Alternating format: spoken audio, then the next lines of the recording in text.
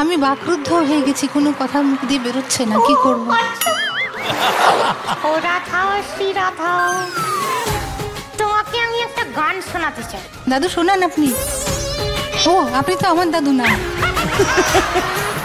আচ্ছা, তো কার গান শোনাবে তুমি? একটা সানুদার গান শোনাবো আমি। চোরা के दिल मेरा गोरियां चली, चोरा के दिल मेरा